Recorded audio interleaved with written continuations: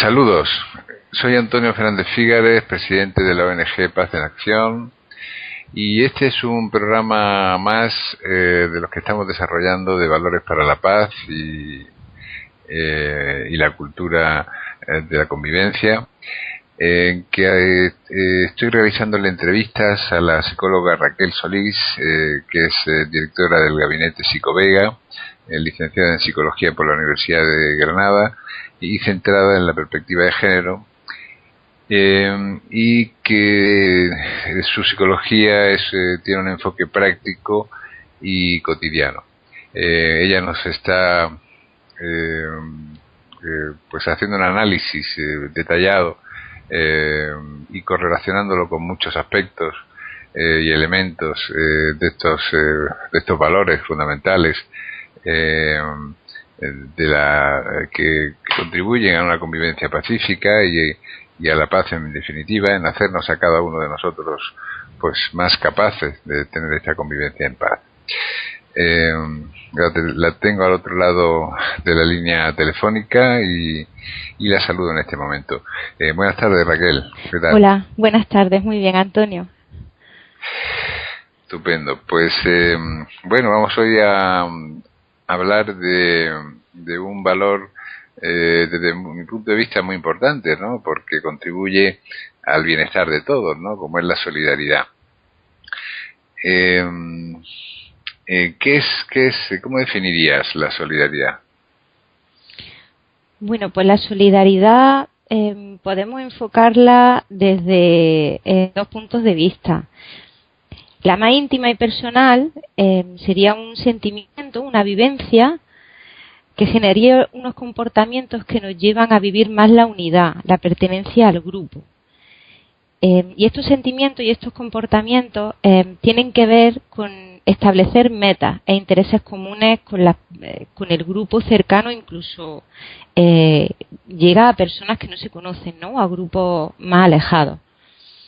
Pero lo importante es que genera un deseo. Este sentimiento que es positivo, que nos hace sentir bien, cuando lo ponemos en práctica, bueno, como un valor, como hemos dicho muchas veces, los valores tienen sentido cuando se ponen en práctica, pues genera un deseo. Y esto nos lleva a compartir. Yo diría que una de las cualidades que más nos caracterizan a los seres humanos y más nos diferencian de otras criaturas, ¿no? La solidaridad tiene que ver mucho con la capacidad de pensamiento y de empatía que tenemos, por tanto es lo que nos caracteriza como humanos. Por tanto es un sentimiento muy importante y genera unos movimientos muy importantes que nos han traído pues hasta el estado que estamos hoy día como seres sociales. Ajá. La solidaridad, hay algunos estudios antropológicos que hablan como de que hay un componente de egoísmo detrás de cualquier acción solidaria, ¿no? Porque hay un instinto de preservación del grupo, ¿no? De alguna manera, ¿no? O sea que aunque sea una donación hacia los demás, en el fondo hay una raíz como que viene de la noche de los tiempos, en la que la salvación del grupo era prioritaria. Efectivamente. De hecho, cuando normalmente, como está estigmatizada la palabra egoísmo, parece que es como la parte oscura de la solidaridad. Y yo creo que si lo entendemos desde el punto de vista psicológico, lo que se puede definir como egoísmo, más que como un punto, es una dimensión. Entonces, hay una parte de esta dimensión egoísta en la que hay un beneficio propio que yo creo que es positiva en el caso de la solidaridad, porque ese sentimiento y el cumplir ese deseo nos hace sentir bien. Digamos que sería como el beneficio personal, ¿no? Me siento bien por hacerlo. Es precisamente un motor positivo. El hecho de que te sientas bien haciendo algo por otra persona se puede etiquetar de egoísta porque el beneficio es propio, pero en este caso yo creo que no tiene una cualidad negativa y mucho menos enfocado como tú me lo estás enfocando, ¿no? Como lo que haga por los demás me va a beneficiar porque mi grupo es el que va a sobrevivir.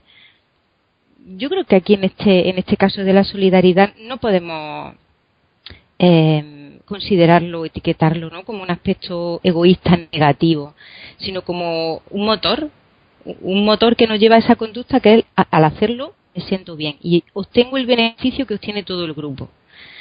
Entonces sí, efectivamente tiene esa parte egoísta, pero yo creo que es intrínseca a la situación que estamos definiendo. Si nos sintiéramos mal al hacerlo, no se repetiría. Por tanto, es necesario que sea así.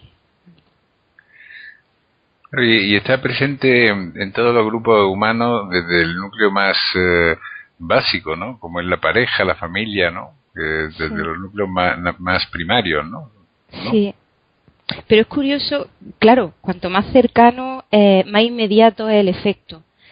Pero es curioso, como te decía antes, que la dimensión de la solidaridad va desde estos grupos cercanos y llega a personas, a grupos, incluso proyectos o ideas de los que en principio no vemos el resultado. Entonces yo creo que ahí la capacidad intelectual y de proyección de la mente humana ha crecido mucho y sigue manteniendo mucho la base de la solidaridad, porque es que es capaz de aplicarse y de nacer ese deseo incluso con cosas que no están cerca, no son tangibles. Entonces yo creo que es uno de los pilares de las cualidades humanas positivas. Es muy importante. ¿Y qué relación tiene con otras cualidades personales? Las cualidades, una persona solidaria necesita, pues para que ocurra todo este fenómeno que estamos diciendo, se produzca el deseo, pueda evaluar los efectos, le hagan sentir bien, necesita una serie de cualidades que son bastante intrínsecas, pero que se pueden educar y se pueden fomentar. Por ejemplo, la responsabilidad personal, que sale siempre, ¿no? Sale siempre cuando hablamos de los valores que tienen que ver con la cultura de la paz. La responsabilidad personal, en este caso, es reconocerlo como obligación. Sentirte responsable de este deber cuando estamos enmarcando en estos programas los derechos humanos, siempre hablamos de que es un binomio inseparable de derechos y deberes. Pues aquí la responsabilidad personal tiene mucho peso, como el reconocerlo como una obligación que nos lleva a contribuir a un bien común. Entonces yo creo que cultivar la responsabilidad personal, haciendo siempre patente a las personas cuáles son las consecuencias de su acto o de su omisión de actos, hace que la solidaridad cobre más valor. Y relacionado con esto, un tema muy importante y que creo que hoy día se habla muy poco, que es el de la ética personal. La ética personal tiene que ver mucho con la reflexión de qué tipo de fuentes de satisfacción podemos tener las personas. Hoy día las fuentes de satisfacción vienen mucho de modelos y de estereotipos de éxito y además mucho de objetos materiales, del consumo de objetos materiales. Entonces, el tener una ética personal en la que las fuentes de satisfacción provengan de las relaciones interpersonales, de lo que conseguimos a través de la relación con otras personas, hace una persona solidaria. Te aleja del egoísmo y del individualismo y te acerca a la comunidad, ¿no?, a vivir en grupo. Por tanto, educar desde el inicio, desde la infancia, en el concepto de la ética personal y en el concepto de la satisfacción que nos viene de otras personas, hace que una persona sea solidaria también. Y también creo que es muy importante que se está trabajando desde el punto de vista competitivo, pero la solidaridad tiene mucho peso, que es la capacidad y las habilidades para trabajar en equipo.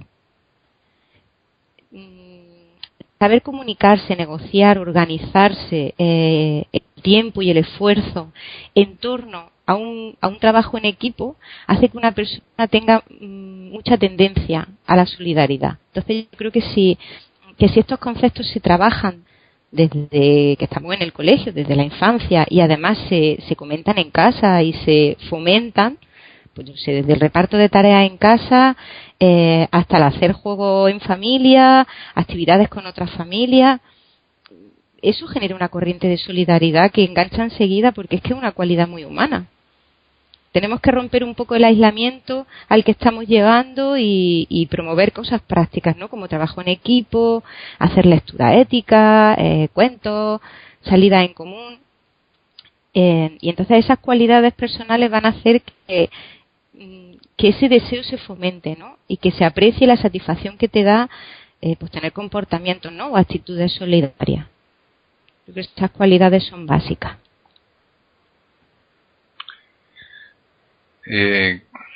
Claro, y además partiendo de esta premisa también que decía que carácter es igual a destino, ¿no?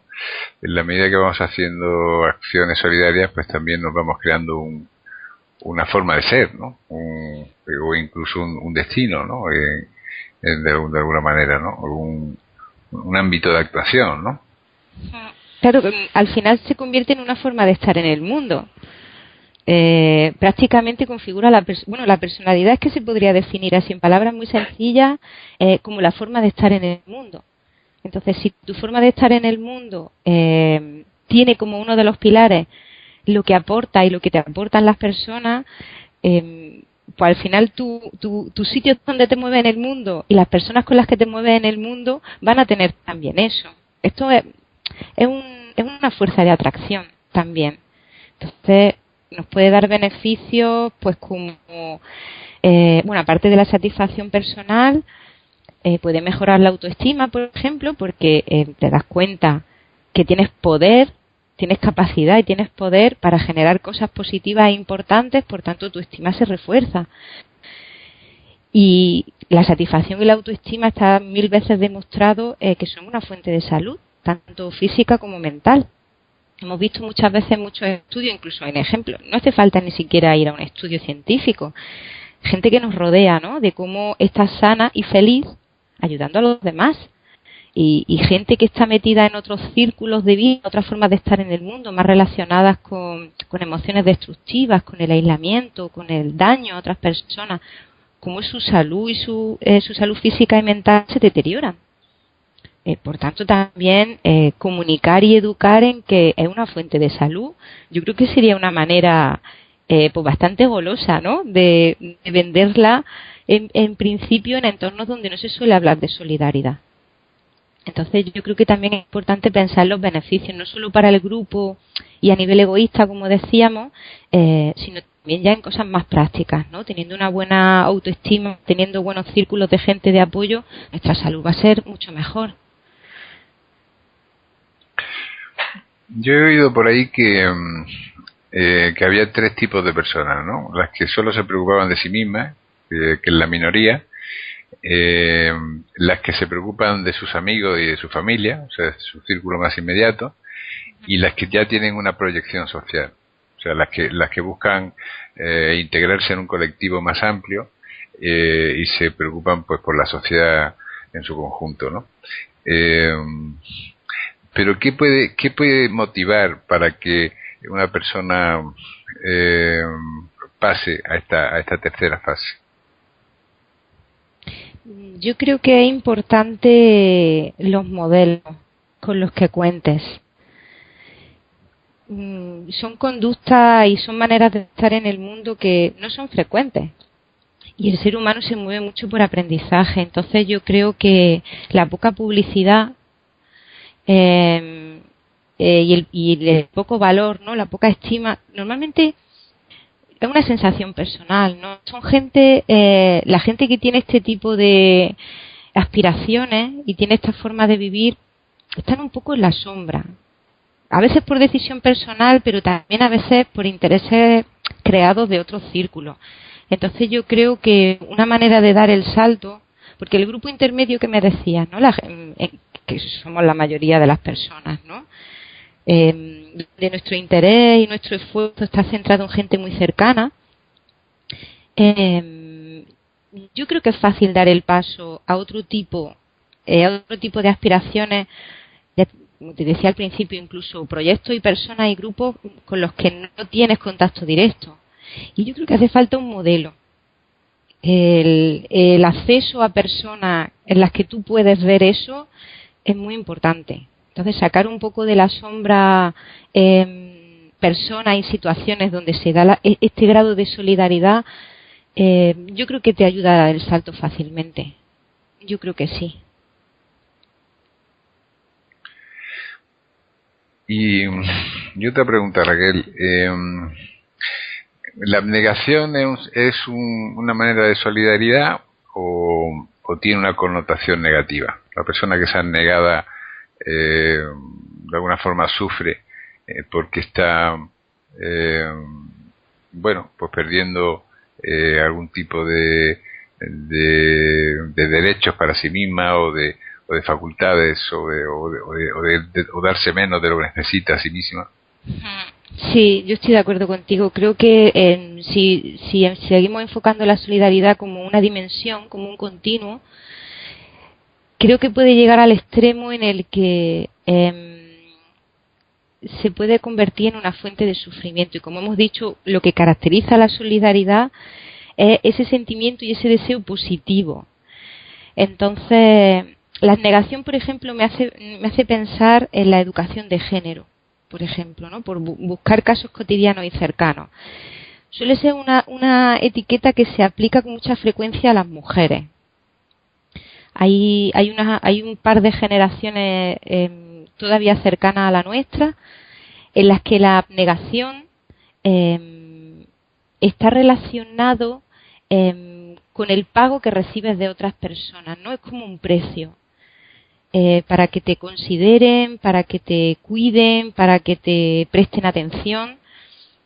Y tiene que ver, hay varias maneras de enfocarlo, pero a mí desde luego la que más me encaja y me parece mucho más acertada es la que tiene que ver con la concepción del sufrimiento como un valor, que bueno, tiene bastantes tintes religiosos en nuestro ámbito, pues tiene que ver con la religión católica, pero ocurre en muchas filosofías, ¿no? Darle valor al sufrimiento que te genera algo como pago o como premio es lo que yo creo que lleva a la gente a esta postura, ¿no? Y yo lo considero una postura destructiva, porque precisamente es parte de nuestra responsabilidad personal el apreciarnos y en tenernos en primer lugar como fuente de energía y de aportar cosas positivas a otras personas. Y yo soy de la opinión que una persona con carencia y con sufrimiento y que vive desde este punto no está recibiendo, primero no tiene por qué recibir un premio por lo que hace, porque entonces ya no es solidaridad, se está utilizando como un instrumento para algo que debería recibirse como valor personal, ¿no? Yo valgo lo suficiente como para que me quieran y me aprecien, no tengo que sacrificarme, ¿no? El valor del sacrificio. Pero luego, por otro lado, creo que es peligroso porque da pie a que se produzcan abusos. Se produzcan abusos, o sea, lleva al victimismo de las personas cuando no tienen una red de apoyo suficiente o cuando no tienen otra persona o otra institución que les proteja. Entonces es un poco un arma de doble filo. Me parece a mí que todos tenemos en nuestra cabeza algún ejemplo de una persona muy abnegada que vive con muchas carencias y con mucho sufrimiento y que realmente muchas de las personas que tiene a su alrededor lo que hacen es abusar. Son insolidarias al final con ella. Y esto se da mucho en las mujeres.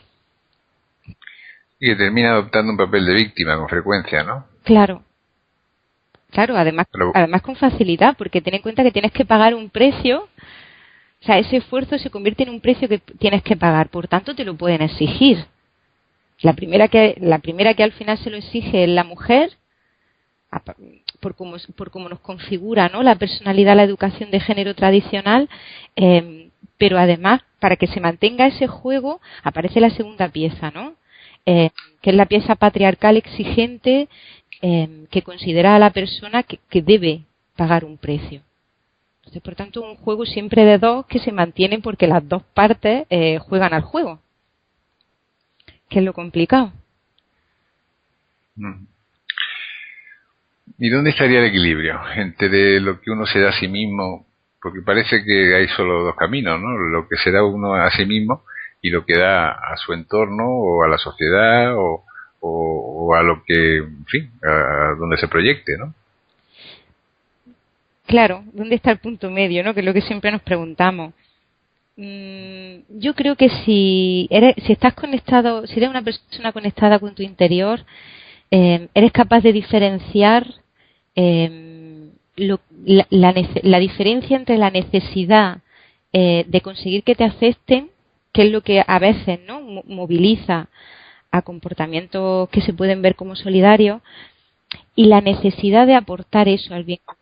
Yo creo que el punto medio está en las personas reflexivas y que dedican tiempo y esfuerzo a analizar lo que les rodea, que tienen actitud crítica y sobre todo que se valoran a sí mismas, porque como te estaba diciendo, por ejemplo, con las personas abnegadas, una persona que se valora a sí misma por empatía, que es una cualidad natural, siendo una persona reflexiva, ¿no?, y con una ética y unos valores adecuados, por empatía va a valorar y va a querer aportar ese bienestar a otra persona, va a entender cómo él o ella consigue su bienestar, y le va a ser bastante fácil, si tiene buena actitud, aportar ese conocimiento o esa experiencia a otras personas. No tienen por qué ser siempre cosas materiales. A veces lo que sabes hacer bien, si se lo enseña a otra persona y lo llega a hacer bien también, estás teniendo una actitud solidaria, por ejemplo. Entonces yo creo que el punto medio es la capacidad de reflexión y organizarse bien la vida y la energía como para poder acceder, porque al final esto puede ser hasta un lujo. Poder acceder a estas fuentes de satisfacción requiere, como siempre, un trabajo y un esfuerzo personales. La solidaridad no es, en mi opinión, algo que ocurre porque sí. Nace del trabajo personal, y una persona que se trabaja personalmente sus fuentes de satisfacción es la que pilla ese punto intermedio. En la de primero estoy yo bien, me cuido y me valoro, y por tanto sé cómo hay que cuidarse, valorarse y apreciarse, y lo hago con los demás. Ahí vería yo el punto medio, así.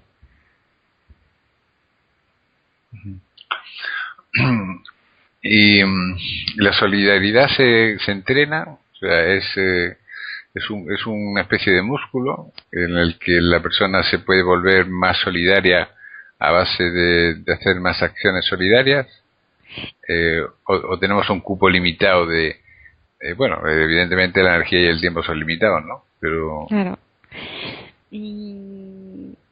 Pues curioso lo que me planteas. Yo sí pienso que como un valor que es, requiere una preparación y un esfuerzo, y por tanto se va optimizando. Ahora, ¿qué cantidad? También creo que puede ser un poco peligroso la solidaridad como acción indiscriminada, ¿no? Yo creo que en tu conexión con tu interior engancharás mejor o peor con ciertas necesidades, ciertos proyectos, aunque sea una actitud. Yo creo que no es cuestión nos llevaría al extremo de la abnegación o del agotamiento. Yo creo que aunque se entrena, sí que llegamos a un tope para no movernos de ese equilibrio, ¿no?, en el que nosotros dejamos de estar bien y no abandonamos otros valores, otros comportamientos, otras necesidades. Entonces sí, hay que estar atento, tener una atención plena y consciente de cómo estamos, para que tenga ese sentido, ¿no?, la solidaridad de aporto al bien común, pero soy parte del bien común, sin caer, por ejemplo, en la abnegación o en el abuso. Entonces sí, es importante que se entrene, pero sobre todo que se eduque y que haya modelos. Yo creo que es lo más importante. ¿Y los niños son solidarios de forma espontánea o también requieren unos modelos y una educación para esto?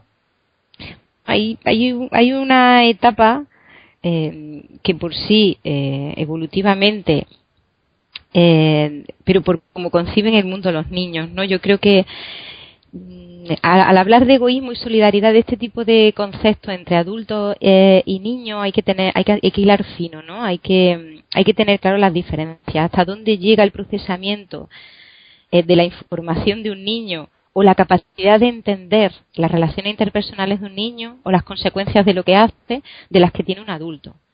Entonces sí que hay una etapa que comúnmente se llama la etapa egoísta, que todo es mío, mío, mío, yo, pero tiene que ver con la necesidad de generarse una seguridad propia y de manejar el entorno más cercano de los niños, ¿no? Yo sí pienso, o lo he observado muchas veces, que los niños les gusta compartir, tienen más viva la necesidad de compartir y estar con alguien que los adultos. Aunque pueda haber niños solitarios, ¿no? O niñas solitarias por naturaleza, porque va en su carácter, pero en general tienen mucho deseo, mucha atracción de compartir. Les puede pasar más los de mí y los de egoísmo con objetos concretos, no precisos. Pero los niños tienen mucha necesidad y mucha vivencia de estar con otros niños, les atrae mucho. Y yo creo que sale esa parte de solidaridad muy natural de la de pues yo estoy aquí con el cubito, venga, vente aquí con el cubito. No por un deseo tan elevado como podemos tener ya con otro razonamiento, pero sí esa parte natural, sencilla, de vamos a hacer cosas juntos por compartir lo que es el juego. Entonces yo creo que sí, que ahí es muy importante. Y a lo mejor no le pone, vamos, evidentemente no son conscientes ni le ponen ninguna etiqueta a lo que están haciendo, ¿no? Pero su forma de compartir es muy natural, ¿no? Muy poco muy poco caracterizada como los adultos, ¿no? Que tendemos a ponerle una etiqueta y a veces apropiárnoslo como una actitud del ego, quiero decir, ¿no? De sentirnos orgullosos de ese valor, ¿no? Claro, como una tarjeta de visita, ¿no? Yo soy una persona solidaria que nos define. Sí. Es que en los niños las cualidades humanas se ven con una transparencia maravillosa. Precisamente, por ejemplo, la solidaridad. Esa necesidad de ya empezar a pertenecer a un grupo y de aprender unos de otros es la base de todos los valores que hemos visto hasta ahora. La necesidad de estar con otras personas. Ahí en los niños se ve muy limpio. De cómo la soledad es uno de los grandes terrores del ser humano, que tiene su raíz, ¿no?, en la supervivencia, pero que en los niños se ve claramente ya que es una cualidad que está ahí desde el principio. Pues si a eso le añadimos que en casa se cultiva, hay modelos, se habla sobre el tema, se le hace experimentar esa sensación y ese placer, y encima en el colegio se refuerza, tenemos el campus ya preparado, abonado para que cuando se llega a etapas más adultas, más de autosuficiencia, donde la responsabilidad empieza a tener importancia, se elijan estas fuentes de satisfacción y se busquen. Y desde tu punto de vista, las organizaciones que hacen el bien o que hacen actos solidarios, o incluyendo pues los voluntarios, cuando cobran por ese trabajo, deja de ser solidario, deja de ser una virtud constructiva, o sigue siendo algo positivo. Yo creo que el tema del pago económico no afecta al valor en sí, no afecta al valor de lo que está haciendo la persona. Yo creo que también lo de la gratuidad, o sea, que algo sea gratuito debe de depender, y de hecho depende muchas veces del contexto. A veces hay proyectos y acciones solidarias que requieren una base material. Independientemente del sentimiento y que sea una actitud y que lo haga en tu día a día, hay sitios y hay proyectos y hay comportamientos concretos que requieren transporte, requieren material, requieren que esa persona dedique mucho más tiempo por ya la estructura, ¿no?, y la organización en la que se ha metido, y yo creo que ahí la remuneración económica va por esa parte. No creo que le quite valor a que una persona centre su tiempo y su energía y sienta como una fuente de satisfacción lo que está haciendo. En mi opinión, el dinero en sí no le quita valor a la solidaridad. Yo no. Muy bien. ¿Y qué pasos crees que serían recomendables que una persona que me está oyendo, que a lo mejor pues no tiene, no ha tenido hasta ahora acciones solidarias o no ha pensado en actuar de una forma solidaria o de contribuir de alguna manera, ¿qué le sería bueno escuchar para fomentar esta actitud? Pues yo creo que, bueno, aparte de lo que hemos dicho hasta ahora, que yo creo que es lo que hace entender realmente lo que es la solidaridad, yo creo que lo que es fundamental, o sea, el punto de inflexión que hace que una persona empiece una actividad diferente, la que sea, es experimentarlo, la experiencia, la sensación.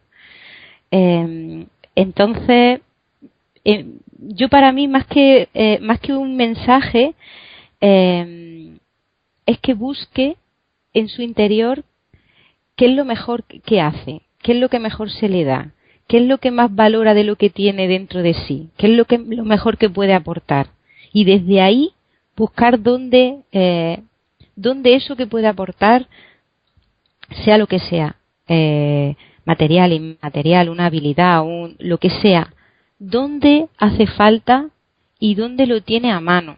Porque también creo que se le da, por ejemplo, mucho bombo, pues bueno, ayuda internacional, gente que va a otros países, que ayuda en comunidades lejanas, pero es que todos tenemos cerca la oportunidad de aportar lo que mejor se nos da, lo más valioso que tenemos. Entonces yo creo que primero detectarlo y después dar una ronda alrededor durante un tiempo en tu vida cotidiana y ver dónde eso puede aportar ese beneficio que te da. O sea, si lo que sabes hacer, por poner un ejemplo muy sencillo, si tú una cosa que sabes hacer muy bien tiene que ver con la jardinería, por ejemplo, por poner un ejemplo cualquiera, cerca de tu vida cotidiana, ¿dónde esa habilidad o lo que puede generar eso está siendo necesitada y puede aportar a otras personas lo que te aporta a ti? Y si no lo hay, puedes hasta crearlo. Y ya teniendo esa experiencia cercana, pues los pasos, ¿no?, van ya con más coherencia, con más lógica, ¿no? Y ampliando círculos y ampliando otras habilidades que complementen a esa, y buscando personas que te ayudan a hacerlo, pero yo creo que lo primero es detectarlo en el interior. Muy bonita esa idea, porque además se conjugan dos elementos, ¿no? Porque por un lado la satisfacción de hacer lo que a uno le gusta hacer, con lo cual está disfrutando de lo que hace, y al mismo tiempo la satisfacción de saber que está ayudando, ¿no? Claro. Y además, en principio, como siempre, porque también es una característica humana, necesitamos ver el efecto de las cosas. Necesitamos ver, para lo que comentaba yo antes, ¿no?, para que la autoestima y la autoconfianza, por ejemplo, se movilicen y se fortalezcan, hace falta ver efectos inmediatos. Y yo creo que por lógica, los efectos positivos cercanos, igual que he hablado en otras ocasiones de que es muy importante para ser responsable ver las consecuencias de tu acto, también es importante a la hora de ser solidario, ¿no? Ver que lo que haces tiene efecto en otras personas y en ti. Y eso te moviliza, ¿no? Se convierte en motor. Por tanto, pasito así, ¿no? Empiezo desde dentro, miro a mi alrededor y voy ampliando círculos y ampliando aportaciones. Pero la primera tiene que ser la que más te defina y la que más te haga, la que te defina, ¿no? Yo es que soy muy buen o muy buena y esto sé yo que a estas personas les va a aportar esto, y ponerlo en práctica. En ese momento es cuando se da el punto de inflexión, cuando veo una sonrisa, un agradecimiento o un efecto. Ahí ocurre. Muy bien, pues muy buen consejo Raquel. Yo creo que con esto vamos a cerrar ya el programa de hoy. No sin antes pues dar los datos de contacto de la psicóloga Raquel Solís, para todas aquellas personas que quieran consultarle cualquier tema o hacerle cualquier propuesta. Pueden dirigirse por email a r-solís@cop, escrito con C, cop, C de Cataluña, O de Oviedo, P de Pamplona, cop.es. Repito, r-solís@cop.es. Y su teléfono, para las personas que llamen desde fuera de España, sería más 34 y después 649 08 8273. Repito, 34 649 08 8273. Muchas gracias de nuevo, Raquel, por tu presencia y tus atrayentes y positivas palabras. A vosotros, Antonio, un placer. Gracias, un saludo. Un saludo, buenas tardes. Buenas tardes.